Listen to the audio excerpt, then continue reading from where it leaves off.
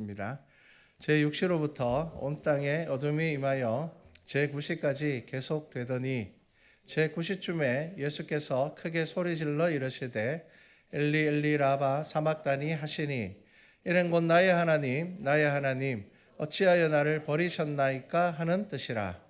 거기 섰던 자 중 어떤 이들이 듣고 이르되 이 사람이 엘리야를 부른다 하고 그 중에 한 사람이 곧 달려가서 해면을 가져다가 신 포도주에 적시어 갈대에 꿰어 마시게 하거늘 그 남은 사람들이 이르되 가만두라 엘리야가 와서 그를 구원하나 보자 하더라. 예수께서 다시 크게 소리 지르시고 영혼이 떠나시니라. 이에 성소 휘장이 위로부터 아래까지 찢어져 둘이 되고 땅이 진동하며 바위가 터지고 무덤들이 열리며 자던 성도의 몸이 많이 일어나되 예수의 부활 후에 그들이 무덤에서 나와서 거룩한 성에 들어가 많은 사람에게 보이니라. 백부장과 및 함께 예수를 지키던 자들이 지진과 그 일어난 일들을 보고 심히 두려워하여 이르되 이는 진실로 하나님의 아들이었도다 하더라. 예수를 섬기며 갈릴리에서부터 따라온 많은 여자가 거기에 있어 멀리서 바라보고 있으니 그 중에는 막달라 마리아와 또 야고보와 요셉의 어머니 마리아와 또 세베대의 아들들의 어머니도 있더라. 아멘. 네, 십자가를 지신 예수님입니다. 자, 오늘은 예수님께서 십자가에 달려 죽으신 날입니다. 2000년 전에. 그것을 어떻게 우리가 알 수 있느냐? 그냥 성경만 우리가 보고 무조건 믿어야 되느냐? 기독교의 가장 큰 특징이 뭐냐 하면 기독교에 기록된 모든 사건들은 세계 역사 가운데 기록되어 있습니다. 근거를 찾을 수가 있죠. 군에 가 있는 준수가 요즘 계속 전화 와서 성경 이야기를 물어봅니다. 근데 정말 아이들이 궁금한, 이것도 교회 안 다니는 사람들이 궁금한 그런 것들을 물어봅니다. 제일 많이 물어보는 게 그거죠. 성경을 어떻게 믿을 수가 있느냐? 그냥 나는 목사들로 태어났으니까 나는 하나님 믿어야 되는 거 아니냐? 내가 만약에 절에 다니는 사람 집에 태어났으면 나는 불교를 믿지 않았을까? 그러면 성경이 어떻게 근거를 가지고 있느냐? 정말 지극히 당연하게 아이들이 물어봐야 될 그런 질문들을 합니다. 눈에 보이지 않는 하나님을 어떻게 믿을 수가 있느냐? 이런 질문들요. 제가 그런 이야기를 해줬습니다. 하나님은 눈에 보이지 않지만 예수 그리스도는 역사 가운데 분명히 그의 생애가 기록되어 있다. 부정할 수 없는 역사의 기록이 남아 있다. 지금 세계 역사에서 가장 많은 고고학적이고 문서적인 자료를 가지고 있는 분이 누구냐? 바로 예수님입니다. 여러분, 이거는 부정할 수가 없습니다. 너무 많은 자료가 지금도 나오고 있습니다. 지금도 이스라엘과 근동 지역에는 성경과 관련된 이야기들이 계속 발굴되고 있습니다. 그러니까 역사학적으로 성경의 역사를 거부하게 되면, 믿지 않게 되면요, 근동 지역의 모든 역사를 인정할 수가 없게 됩니다. 우리가 역사를 공부하면서 유명한 사람들, 유명한 왕들, 우리가 당연히 그 사람들이 살아 있었고 그 사람들이 역사적인 인물이라고 인정하는 이유는 그 역사 가운데서 몇 줄 그 사람에 대한 기록이 있기 때문입니다. 그런데 성경의 자료들은요, 몇 줄의 분량이 아닙니다. 수천 가지의 두루마리가 나와 있고요. 수만 종류의 두루마리가 나와서 하나님과 이스라엘 백성들의 역사와 그리고 또 예수 그리스도께서 이 땅에 오셔서 살았던 그 모든 내용들이 지금도 여전히 발굴되고 있는 것입니다. 그렇기 때문에 하나님께서는 우리에게 자신을 나타내지 않으시는 분이 아니라 분명히 역사 가운데 자신을 나타내시는 분이셨습니다. 그래서 제가 이제 몇 가지 책을 소개시켜주고 한번 읽어봐라. 그리고 제가 몇 가지 자료를 보내주고 이랬었습니다. 자, 여러분, 예수님의 이 십자가 사건은 그냥 교회 다니는 사람들만 믿는 이 사건이 아니라 역사 가운데 확실하게 기록되어 있는 사건입니다. 그리고 또 우리가 지금 2025년이라고 이야기하는 것이 뭡니까? 주후, 주전 나눕니다. BC, AD 이렇게 나누는 게 뭡니까? 주님께서 오시기 이전, 예수님께서 오시고 난 이후 지금 우리가 2025년이라고 이야기하는 것은 예수님께서 태어나신 지 2025년이 지났다는 겁니다. 그러니까 세계 역사의 시계가 누구를 중심으로 흘러가고 있는가 하면은 바로 성경의 이야기, 예수 그리스도를 중심으로 이 세계의 시간들이 흘러가고 있습니다. 부정할 수 없는 사실들입니다. 자, 오늘 성경 말씀을 이제 함께 보겠습니다. 예수님께서는 겟세마네 동산에서 가룟 유다에 의해서 팔리셨고요. 대제사장이 신문을 받고 그 다음에 이제 신성 모독의 죄명을 받았고요. 그 다음에 빌라도와 헤롯에게 신문을 받으시고 결국은 사형 선고를 받게 되었습니다. 자, 그리고 제자들은 모두 도망가 버렸고요. 예수님의 제자인 요한은 몰래 따라가다가 겉옷을 벗어놓고 도망가 버렸고요. 베드로는 예수님을 3번 부인했습니다. 그리고 가룟 유다는 은 30을 돌려주고 자살을 했습니다. 총체적인 난국입니다. 이 많은 일들이 반나절 만에 다 일어난 일들입니다. 하루아침에 예수님의 공동체는 와해되어 버렸습니다. 그리고 예수님께서는 채찍에 맞으시고 조롱당하셨고 십자가를 지고 골고다를 오르셨습니다. 해골의 언덕이라 불리는 이 골고다를 향하여서 예수님께서는 올라가셨는데, 예수님께서 올라가실 때 채찍에 맞고 조롱을 당하시다 보니 그 십자가 무게가 상당하거든요. 자, 그래서 십자가를 지고 끝까지 올라가지 못하셨습니다. 그런데 누가 그러면 대신 지고 갔느냐? 구레네 사람 시몬이 예수님의 십자가를 지고 갑니다. 예수님의 제자가 지고 가는 게 아닙니다. 예수님의 제자들은 다 도망가 버리고 진짜 거기 그냥 왔다가 뜬금없이 붙잡힌 구레네 사람 시몬이 예수님의 십자가를 지고 올라갑니다. 그리고 두 강도와 함께 처형을 당합니다. 자, 이 많은 일들이 정말 빠르게 반나절이 지나지 않아서 다 이루어졌습니다. 왜냐하면은 대제사장들이 유월절이 시작되기 전에 예수님을 죽이려고 아주 조급하게 일들을 진행했기 때문입니다.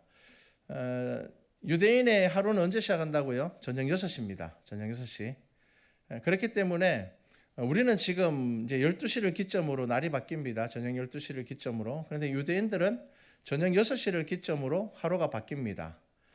그들이 그렇게 날짜를 계산하는 이유는 창세기에 근거를 두고 있습니다. 어둠 가운데서 빛이 있었기 때문에 어둠이 시작입니다. 그래서 6월절이 안식일이 이제 6월절 절기가 언제 시작하는가 하면요, 저녁 6시에 시작하는 겁니다.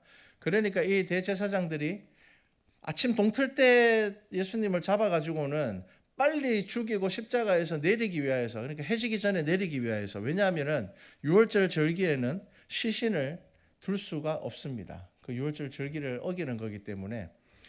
그래서 이들이 얼마나 빠르게 했는가 하면은 예수님께서 이 십자가형이 빨리 죽지 않거든요. 그러니까 이들이 어떻게 하는가 하면은 예수님의 옆구리를 창을 찔러서 죽은 것을 확인하고 서둘러 시신을 내립니다. 자, 예수님의 장례는 3년간 따라다니던 제자들은 한 명도 없었고요. 마리아가 준비하였고요. 아리마대 요셉에 의하여서 시신이 거두어졌습니다. 자, 이 오늘 하루에 일어난 일들을 한번 머릿속으로 잘 그려 보십시오. 예수님의 마음이 어떠셨을까요?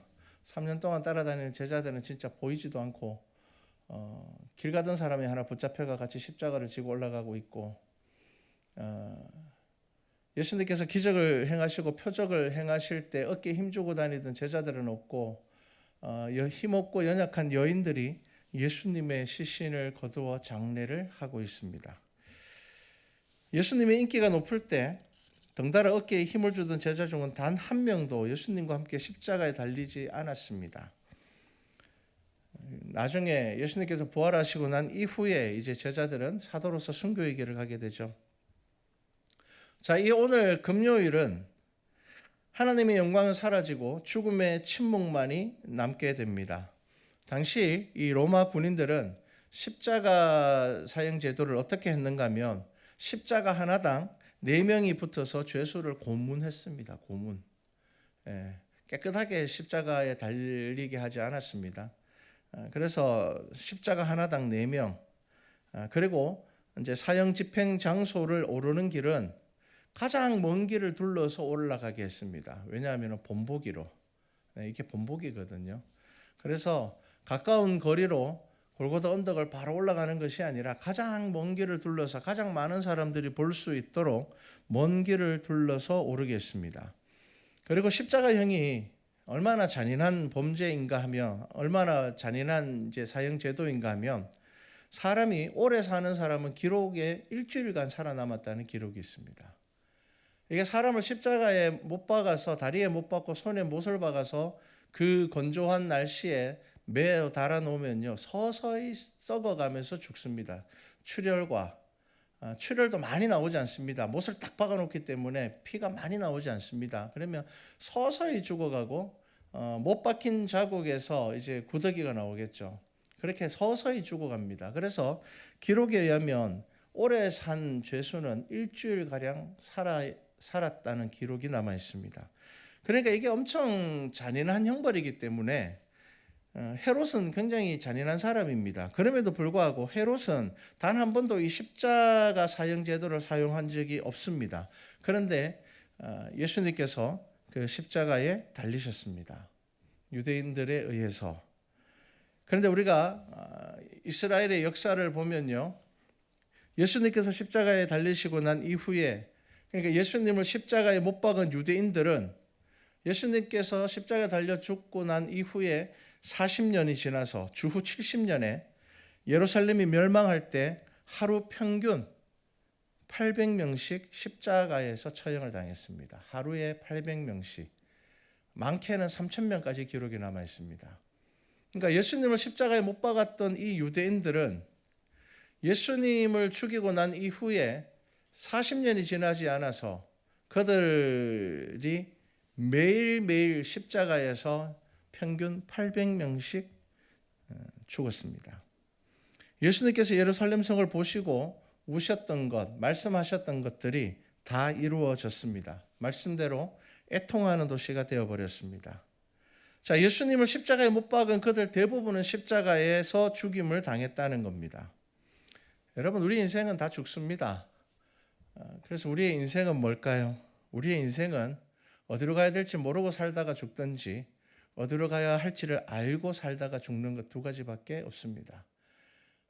여러분, 우리 인생은 딱 그게 다입니다. 죽으면 어디로 갈지 알고 죽는 것과 어디로 갈지 모르기 때문에 일단 살아서 내 하고 싶은 거 한번 해보자, 그렇게 살아가는 것 두 가지밖에 없습니다. 결국은 그렇게 다 죽게 되어 있습니다. 자, 예수님의 머리에는 유대인의 왕이라는 죄패가 붙어 있었습니다. 세 언어로 기록이 되었습니다. 라틴어, 헬라어, 아람어. 그 당시에 표준어가 뭐냐면요, 헬라어와 라틴어입니다.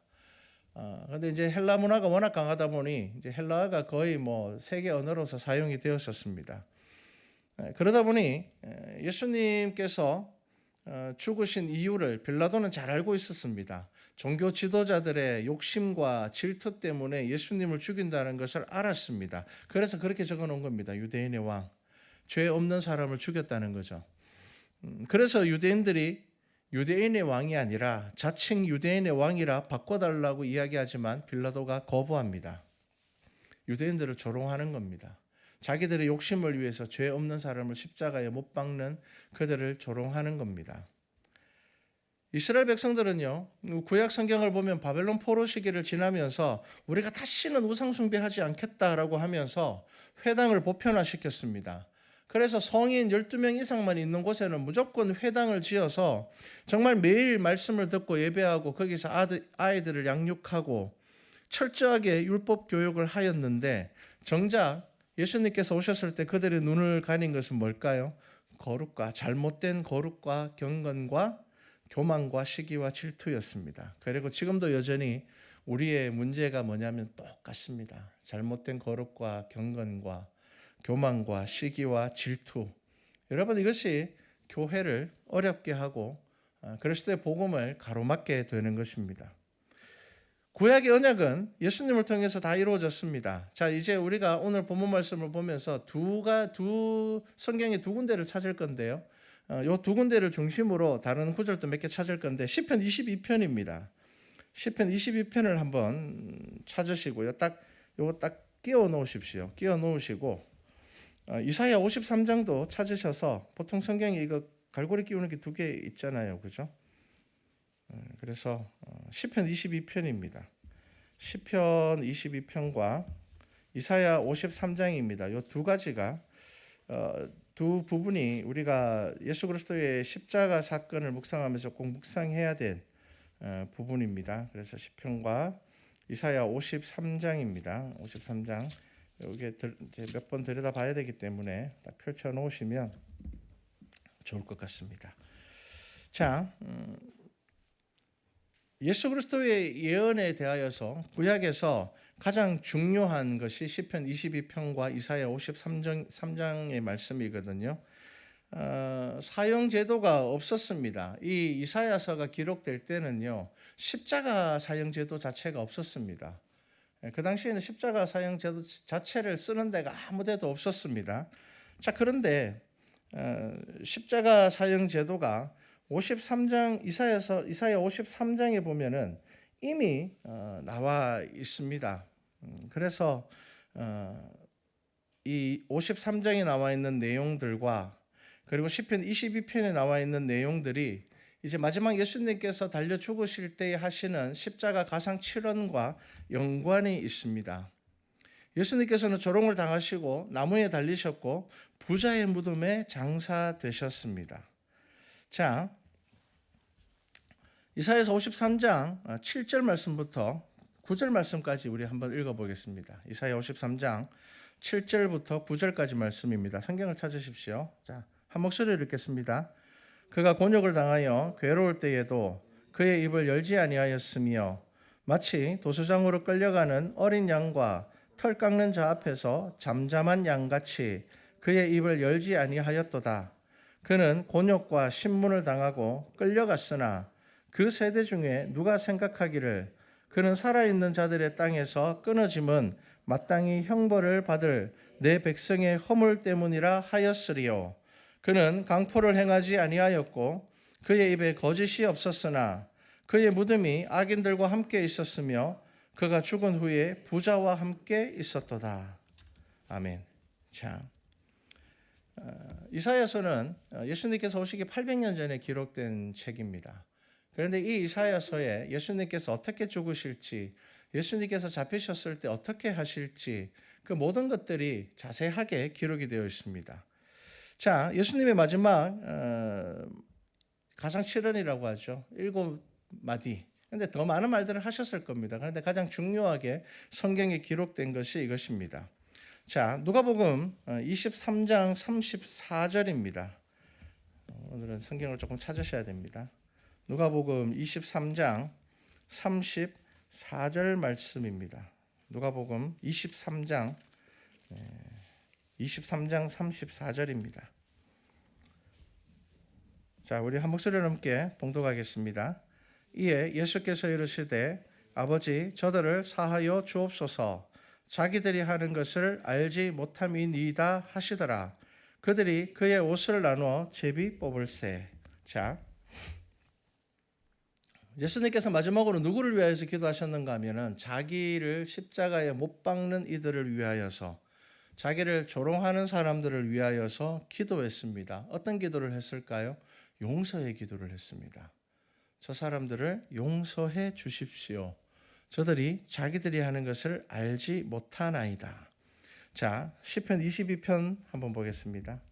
시편 22편 7절과 8절 말씀입니다.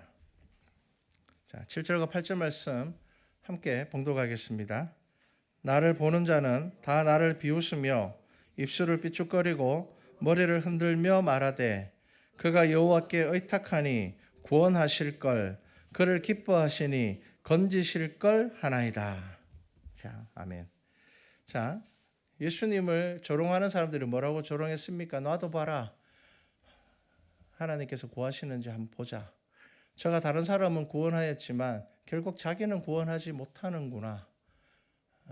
여러분, 이 모든 말씀들이 이미 구약 성경에 메시아에 대한 예언들 가운데서 아주 구체적으로 기록이 되어 있습니다. 예수님께서는 자기를 못 박는 사람들을 향하여서 저들을 용서하여 주시옵소서라고 기도를 했습니다. 자, 그리고 두 번째 예수님께서 하신 말씀이 뭐냐면 누가복음 23장 43절입니다. 자, 누가복음 23장 43절 말씀입니다. 자, 우리 한 목소리로 함께 성경 말씀 봉독하겠습니다. 함께 봉독합니다. 예수께서 이르시되 내가 진실로 내게 이르노니 오늘 내가 나와 함께 낙원에 있으리라 하시니라. 아멘. 자, 예수님께서는 지금 달려있는 두 명의 강도와 함께 달려 있습니다. 그런데 한 명은 예수님을 조롱합니다. 당신이 그렇게 대단한 사람인데 그렇다면은 우리를 구원해 줘야지. 왜 당신이 우리와 같이 십자가에 달려 있냐는 겁니다. 하지만 한 사람은 뭐라고 이야기를 하는가 하면 내가 동일한 정죄를 받고서도 하나님을 두려워하지 아니하느냐. 우리는 우리가 행한 일에 상당한 보응을 받는 것이니 이에 당연하거니와 이 사람이 행한 것은 옳지 않은 것이 없느니라 하고. 여러분, 어떤 사람이 구원을 받는 줄 아십니까? 예수 그리스도께서 죄 없이 십자가에 달려 죽으심으로 나의 죄를 위하여 죽으심을 고백하는 사람들이 구원받는 겁니다. 자, 그래서 한 사람은 조롱하고 한 사람은 회개합니다. 여러분, 이 십자가 사건에서 우리가 무엇을 알 수 있는 줄 아십니까? 여러분, 누가 구원받을지는 끝까지 가봐야 하는 겁니다. 네. 이 사람은 죽기 직전에 예수 그리스도를 만났습니다. 가룟 유다는 3년 동안 따라다녔지만 자살을 해버렸고, 반대로 예수님과 함께 사형틀에 매달린 이 죄수는 예수 그리스도를 통하여서 자기들이 그렇게 찾고자 했던 참된 자유를 찾게 되는 것입니다. 자, 그리고 그 다음 예수님께서 세 번째로 하신 말씀이 뭐냐 하면 요한복음 19장 26절입니다. 한번 찾아보시겠습니다. 요한복음 19장 26절입니다. 자, 우리 한 목소리로 함께 성경 말씀 봉독하겠습니다. 함께 봉독합니다. 예수께서 자기의 어머니와 사랑하는 제자가 곁에 서 있는 것을 보시고 자기 어머니께 말씀하시되 여자여 보소서 아들이니이다 하시고. 네. 자, 아들이니이다. 그 다음 뭐라고 이야기를 합니까? 요한에게는 보라 내 어머니이다 라고 말합니다. 그리고 이렇게 말할 때 어둠이 임하고 지진이 일어납니다. 자, 그 다음 하시는 말씀이 뭐냐면 마태복음 27장 46절입니다. 좀 많이 찾으셔야 됩니다. 마태복음 27장 46절입니다. 자, 우리 46절과 47절, 6절 말씀을 읽으면 되겠네요. 자, 46절 말씀 함께 읽겠습니다. 제9시쯤에 예수께서 크게 소리질러 이르시되 엘리 엘리 라바 사박다니 하시니 이는 곧 나의 하나님 나의 하나님 어찌하여 나를 버리셨나이까 하는 뜻이라. 아멘. 자, 이 말씀을 조금 깊이 있게 생각해 봐야 됩니다. 제가 매년 고난 주간에 이 말씀을 전합니다.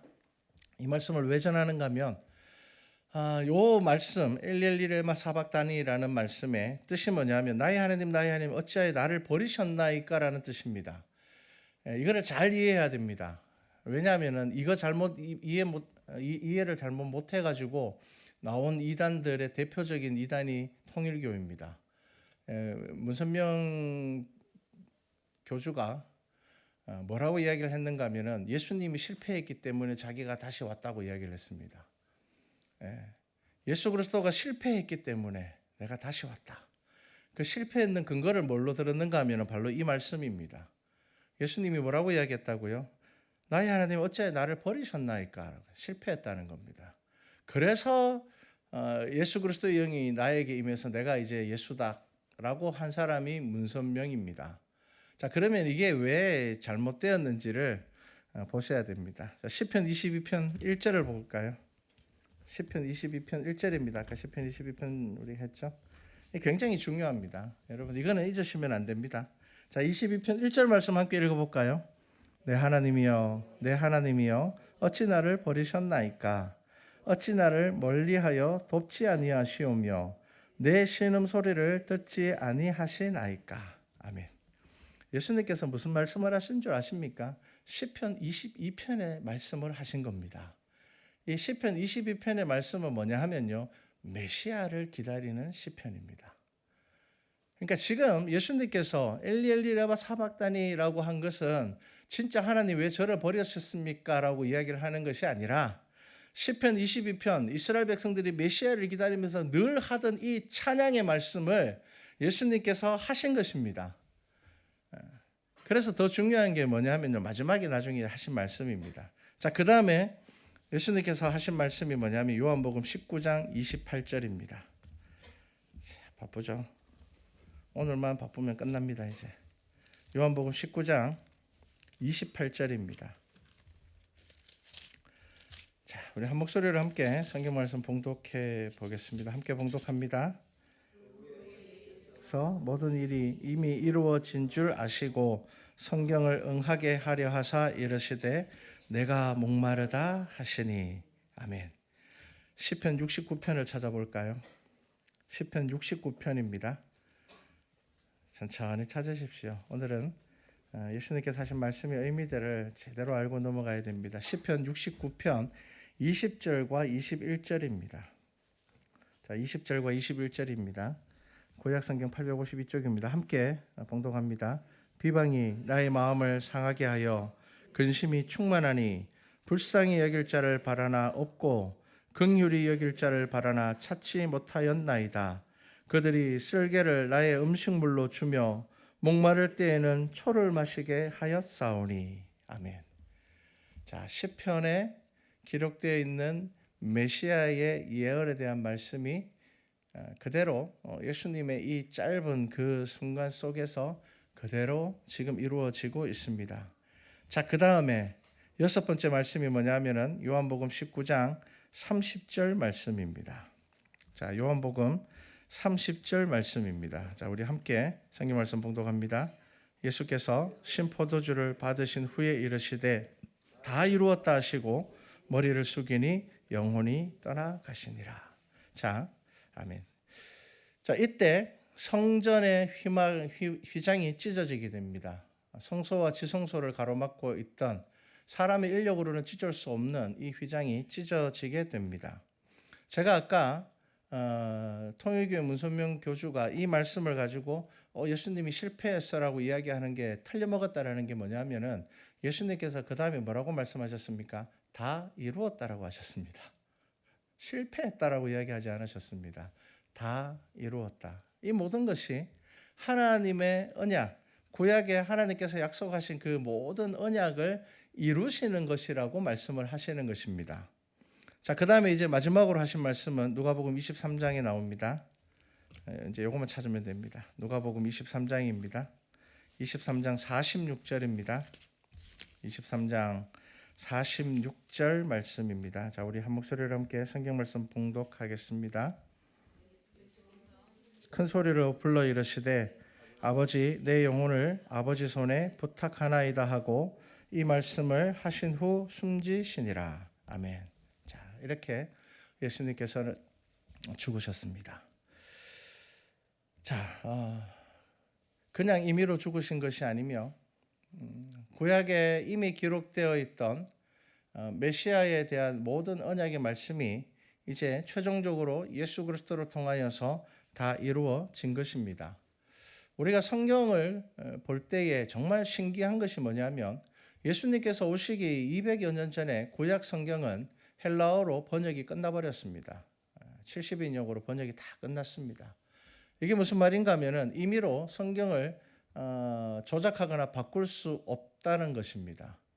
자, 그런데 그 구약의 모든 예언들이 누구를 통하여서 이루어졌느냐? 예수 그리스도를 통하여서 이 모든 예언들이 다 이루어졌습니다. 자, 6월절에는요, 시신을 그냥 두면 안 됩니다. 시신을 그냥 두면 안 되기 때문에 이제 6월절이 다가오는데 사형수가 죽지 않으면 어떻게 하는가 하면요, 다리뼈를 부러뜨려서 사형수를 빨리 죽게 합니다.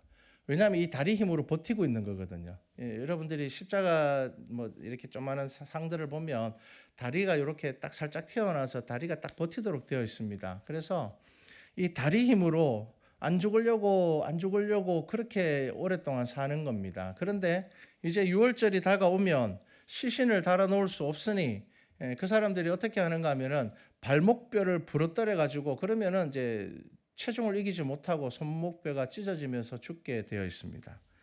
그런데 예수님은요, 일찍 죽으셨습니다.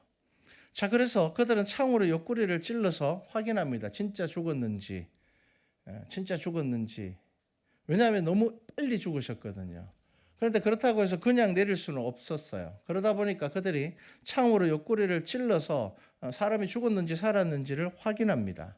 당시에 십자가 사형으로 이제 죽은 사람들은요, 거의 대부분 다리뼈가 부러지거나 손뼈가 부러지는 것이 일반적입니다. 이제 발굴을 해보면 십자가로 사형으로 죽은 사람들은 대부분이 발목뼈가 부러졌든지 손목뼈가 부러져 있습니다. 그런데 예수님은 참 신기하게도 일찍 죽으심으로 그 뼈가 온전하였습니다. 그런데 그 이야기가 어디에 기록되어 있는가 하면은 한 번만 더 찾아볼게요. 시편 22편을 한 번만 더 보겠습니다. 자, 시편 22편 17절과 18절 말씀을 함께 읽겠습니다. 함께 읽습니다. 내가 내 모든 뼈를 셀 수 있나이다. 그들이 나를 주목하여 보고 내 겉옷을 나누며 속옷을 제비 뽑나이다. 아멘. 자, 예수님은 그 뼈가 온전하였습니다. 옆구리에 창으로 찔리시고 물과 피를 쏟으시고 그 대신 뼈가 온전하여 구약 성경에 예언된 대로 그렇게 죽으셨습니다. 인류의 역사를 바꾼 죽음이 바로 예수님의 죽음입니다. 죄 없이 죽으셨지만 죽음을 거부하지 않으셨고요. 죽음을 미리 제자들에게 말씀하셨고요. 죽음을 스스로 준비하셨습니다. 인류 역사 가운데 고귀한 죽음은 참 많습니다. 고귀한 가치를 위하여서 자신의 생명을 내어놓는 사람 많습니다. 그리고 또 종교가 없더라도 죽음 앞에서 당당하게 자신의 죽음을 받아들이는 사람도 많습니다. 어떤 사람은 죽음을 앞두고 자기의 장기를 다 기증합니다. 대단한 사람들입니다. 사실 죽으면 필요 없는데도 우리는 그거 기증하면 왠지 뭔가 큰일 나는 것 같아서 하기가 참 꺼려지거든요. 그런데 예수님의 죽음은 어떤 죽음이었을까요? 아무 죄도 없으신 분이 아무런 항의도 하지 않으시고 아무런 불평과 원망을 하지 않으시고 십자가를 지셨습니다. 그래서 어떤 분이 이렇게 표현합니다. 예수님의 죽음을 건강한 사람이 자신의 장기를 다 기증하고 죽은 것보다 더 이해할 수 없는 죽음이 예수님의 죽음이라는 겁니다. 왜 그렇게 표현했을까요? 예수님께서는 죽은 사람도 살리는 능력을 가지고 계셨고 수많은 사람들이 예수님을 보호할 수 있었습니다. 예수님을 따르는 군중들이 너무 많았습니다. 예수님께서 원하신다면 예수님은 죽지 않으실 수 있는 분이며 예수님께서는 원하신다면 왕이 될 수 있는 분임에도 불구하고 그는 아무런 불평과 원망과 채찍에 맞으시면서도 아무런 소리를 내지 않으시고 그렇게 십자가의 길을 가셨습니다. 누군가를 저주하지도 않으셨고요. 이 모든 고난을 자기의 것으로 받아들이셨습니다. 이렇게 고귀한 죽음인데 처절하게 죽으셨습니다. 왜냐하면 조롱당하고 고문당하셨기 때문입니다. 여러분, 믿음은 무엇이냐면 그 십자가, 예수 그리스도의 십자가가 나를 향한 사랑이라는 것을 깨달아 알게 되는 것입니다. 그냥 2000년 전에 예수님이 죽었어 라는 것이 아니라 그 죽음이 나를 위하여서 죽었다는 겁니다. 나의 죄를 위하여서 죽었어. 여러분, 이것이 받아들여지느냐 받아들여지지 않느냐의 이제 문제가 우리가 하나님을 만나고 경험하느냐 아니냐의 문제입니다. 자, 역사 가운데서 예수님께서 십자가에 달려 죽으시고 부활하심으로 인하여서 어떤 일들이 일어났는지 여러분 이 부활절을 우리가 기대하면서 보셔야 됩니다. 예수님께서 다시 살아나심으로 인하여서 수많은 사람들에게 나타내심으로 인하여서 어떤 일이 생깁니까? 흩어졌던 제자들이 다시 모이고 그들 또한 이제는 도망갔던 자들이 예수님의 이름을 위하여서 생명을 내어놓는 자들이 된다는 것입니다. 자, 이제 여기서 우리가 이 말씀을 깊이 있게 묵상해야 되는 것입니다. 여러분, 우리가 이 고난 주간을 보내면서 그냥 예수님께서 내 죄를 위하여 죽으셨어 여기서 끝나버리면 안 되고 이것이 우리의 삶에서 받아들여지느냐, 내가 정말 믿음으로 이것을 고백하느냐, 예수 그리스도의 죽음이 나의 죽음이라고 내가 확신한다면, 여러분 그 믿음을 가지고 계시다면 우리 안에서 어떤 일들이 있어야 될까요? 흩어진 자들이 모여야 되는 겁니다. 불평과 원망하던 자들이 그 불평과 원망이 사라져야 되는 겁니다. 내가 다른 사람을 미워하던 마음들이 사라져야 되는 겁니다. 왜냐하면 예수님께서 우리를 위하여 죽으셨기 때문입니다.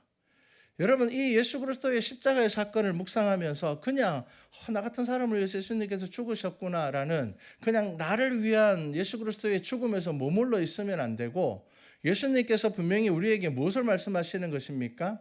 내가 너희들을 위하여 죽지만 너희들 또한 너희의 십자가를 지고 나를 따라야 된다라고 말씀을 하시는 겁니다.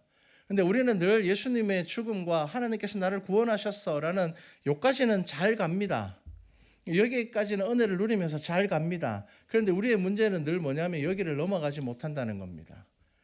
예수 그리스도의 십자가의 사랑이 우리의 삶에서 아무런 영향력을 가지지 못한다는 겁니다. 예수께서 살아나심으로 인하여서 흩어졌던 제자들이 다시 모였습니다. 여러분, 흩어진 자들이 다시 모여야 되는 겁니다. 그리고 그들이 자신의 생명을 내어놓기까지 복음을 전하게 됩니다.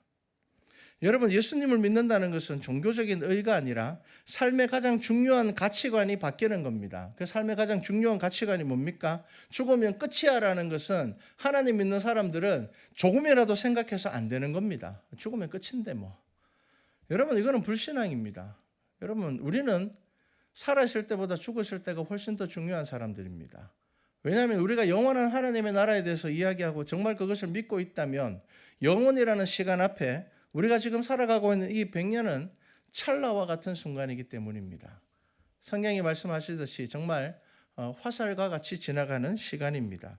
그렇기 때문에 우리의 시선이 살아있는 이 시간에 머물러 있는 것이 아니라 죽음을 넘어서 우리의 시선이 넓어지기 때문에, 그렇기 때문에 지금을 살아가는 모든 방법이 바뀌게 된다는 것입니다.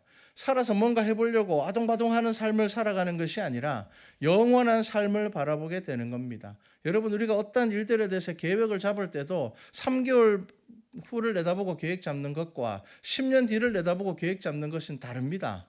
다를 수밖에 없습니다. 그런데 여러분, 우리는 영원이라는 것을 바라보면서 계획을 잡는 사람이 되어야 한다는 겁니다. 우리의 가치관이 그렇게 바뀌어야 된다는 겁니다. 이거는 선택이 아니라 예수 그리스도의 십자가와 부활을 믿는 모든 성도들은 자연스럽게 그 부활을 믿는 그 믿음이 그 삶에서 그렇게 드러나게 된다는 겁니다. 그래서 바리새인들의 거룩과 경건이 교만이었다면 예수 그리스도의 십자가와 부활을 믿는 믿음의 성도들의 거룩은 낮아짐이 되어야 한다는 겁니다. 여러분, 겸손하지 않은 거룩이 타인에게 얼마나 상처가 되는 줄 아십니까? 은혜인 줄 모르는 자격은요, 다른 사람을 비난하게 됩니다. 자, 오늘 성금요일입니다. 여러분, 우리가 고난주간 금식하고 작정기도하는 거, 그거 참 귀한 마음들입니다. 근데 그것보다 훨씬 더 중요한 거 있습니다. 내 속에 있는 불평과 원망과 고집스러움과 타인을 향한 감정적 비난에 대해서 다스릴 수 있는 믿음을 십자가를 보시면서 구해야 하는 겁니다. 예수님께서 나를 위하여 죽으실 때 정말 도살장에 끌려가는 어린 양처럼 아무 변명도 하지 않으시고 예수님을 팔아넘긴 자들을 원망하지도 않으셨고 불평하지도 않으셨고 자기를 십자가에 못 박는 자들을 위하여서 용서해달라고 기도하셨던 그 예수 그리스도를 우리가 믿는다면 여러분, 믿음은 닮아가는 것이거든요.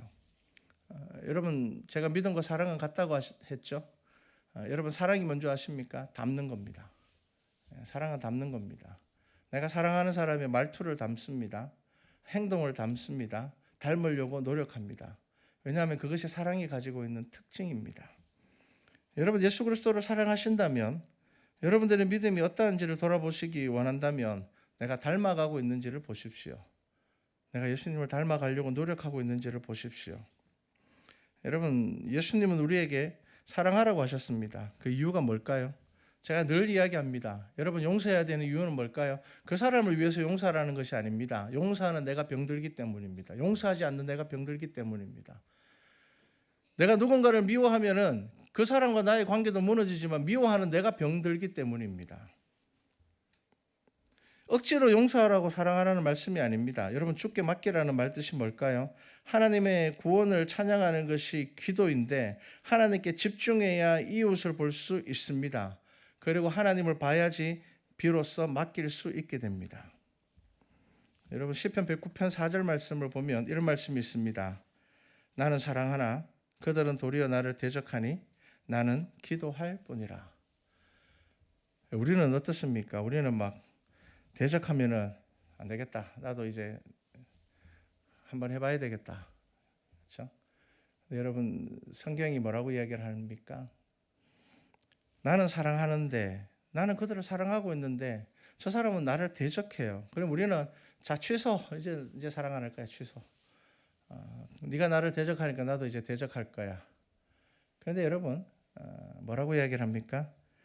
나는 기도할 뿐이라. 이게 무슨 말입니까? 나는 하나님만 보겠다는 겁니다.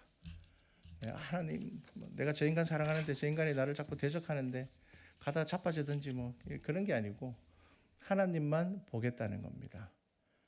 이 말은 나는 저 사람 계속 사랑하겠다는 겁니다. 그런데 내가 저 사람을 계속 사랑하는 이유가 뭐라고요? 내가 하나님만 보기 때문이라는 겁니다. 성경이 아니더라도 그 정신과 의사들이 그런 이야기를 합니다. 나이 들어서 불행한 사람은 돈 없는 사람이 아니랍니다. 돈이 없으면 좀 불편할 수는 있는데 불행하지는 않답니다. 나이 들어서 불행한 사람, 나이가 들면 들수록 불행한 사람이 어떤 사람인가 하면 시기심과 질투와 불평을 가지고 있는 사람은 나이가 먹으면 먹을수록 불행해진답니다. 왜냐하면 아무도 가까이 오지 않으려고 하기 때문입니다. 결국 사람은 다른 사람들과 잇대어서 살아가고 있는 하나님께서 그렇게 만드셨습니다. 그런데 그래서 여러분 우리가 나이가 들면요 조금 멋있게 나이 드셔야 됩니다. 이 멋있다라는 말이 막 내가 사회적으로 성공하고 돈이 좀 있고 넉넉하고 여유가 있고 여러분 이걸 이야기하는 것이 아닙니다. 멋있게 나이 드셔야 됩니다. 그래서 사람들이 볼 때 저분은 참 좋은 것 같다. 저분과 대화를 하면은 참 마음이 편하고 위로가 되는 것 같다. 여러분 이렇게 나이 드는 것이 여러분 그리스도인으로 멋있게 나이 드는 겁니다. 여러분 착해지려고 노력하지 마시고요. 지혜로워지려고 노력하십시오. 나이 들어서 착해지면요 미련하다는 소리 들을 때가 많을 겁니다. 지혜로우셔야 됩니다. 지혜로우시고 선하여야 됩니다. 그래야지 멋있게 나이가 드는 겁니다. 예수 믿는 우리가 멋있게 나이 들어야 되지 않겠습니까? 여러분 미움과 원망과 불평은 그 사람을 병들게 합니다. 그래서 예수님께서 사랑하라고 하신 겁니다. 용서하라고 하신 겁니다. 왜냐하면 내가 저 사람을 악하게 대하다 보니 당연히 저 사람이 잘못했습니다. 그렇기 때문에 내가 저 사람을 밉습니다. 그런데 미워하다 보면 결국 내 마음이 그 미움에 잠식되어 버립니다. 그래서 성경은 우리에게 뭐라고 말씀하신다고요? 십자가를 보라고 말씀하십니다. 그게 이기는 거라는 겁니다. 여러분 십자가의 교훈을 깊이 있게 묵상하시기를 바랍니다. 우리가 받은 사랑이 얼마나 큰 사랑인지를 여러분 깨달으셔야 됩니다. 1만 달란트 탕감받은 성도가 100달러를 용서 못해가지고 망하면 안 됩니다. 여러분 멋있게 나이가 든다는 것은요 1만 달란트 탕감받은 것 그건 너무 좋아서 그래서 웃고 사는 겁니다. 그게 너무 행복해서 즐거워하는 거죠. 여러분 전적인 은혜가 무엇인지 알아야 하나님의 은혜를 알 수가 있습니다. 우리 말씀과 찬양교 모든 성도들에게 권면합니다. 오늘 예수님께서 십자가를 지신 날입니다. 너무 슬퍼. 그 슬픔보다 예수님께서 뭘 더 슬퍼하실까요? 그런데 너는 왜 그렇게 사냐는 겁니다. 내가 너를 위해서 죽었는데 내가 너를 위해서 생명을 줬는데 너는 왜 그러면은 내 죽었는 것만 슬퍼하고 네가 어떻게 살아가기를 원하는지는 왜 생각하지 않느냐는 겁니다. 우리 말씀과 찬양교회 또 모든 성도들이 우리 교회가 예수 그리스도의 이 십자가의 은혜 가운데 충분히 넉넉하게 이 은혜를 누리는 교회와 성도 되기를 주님의 이름으로 축복합니다.